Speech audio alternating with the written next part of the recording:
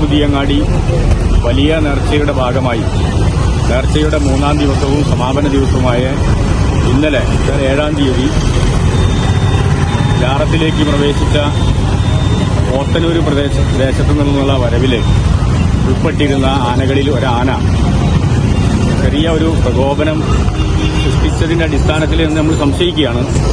ആന ഇടഞ്ഞു. ഒരു നേർച്ച കാണാനെത്തിയ ഒരു സുഹൃത്തിനെ ആന തുമ്പിക്കൈ കൊണ്ട് വാരി എറിഞ്ഞതിന്റെ ഭാഗമായി നല്ല പരിക്കോടുകൂടി കോട്ടക്കൽ സ്വകാര്യ ആശുപത്രിയിൽ ചികിത്സയിലാണ്.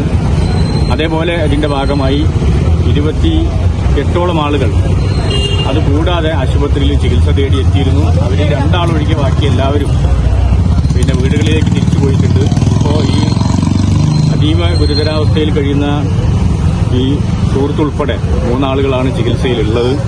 അതിന്റെ മറ്റ് കാര്യങ്ങളൊക്കെ സംബന്ധിച്ച് കമ്മിറ്റി ഭാരവാഹികളും വിവിധ ഉദ്യോഗസ്ഥന്മാരുൾപ്പെടെയുള്ള സംഘം അതിന്റെ ഈ ആളെ കണ്ടെത്താനുള്ള അന്വേഷണത്തിലാണ്. അയാൾക്ക് ആവശ്യമായ ചികിത്സ നൽകുന്നതിന് വേണ്ടിയുള്ള സംവിധാനങ്ങൾ ഒരുക്കിയിട്ടുണ്ട്.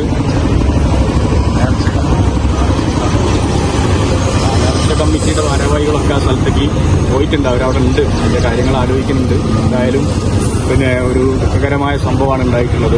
നമ്മുടെ ഈ തിരൂർ താലൂക്കിനകത്ത് തന്നെ ആയിരക്കണക്കിന് ആളുകൾ 10,000ങ്ങൾ തടിച്ചുകൂടുന്ന വിശ്വാസികൾ ഉൾപ്പെടെയുള്ള ആളുകൾ തടിച്ചുകൂടുന്ന നേർച്ചയാണ്. അതിന് ഒരു പ്രത്യേക സ്വഭാവം നിലനിൽക്കുന്നുണ്ട്. മതേതര കൂട്ടായ്മയുണ്ട്, ജനകീയ കൂട്ടായ്മയുണ്ട്.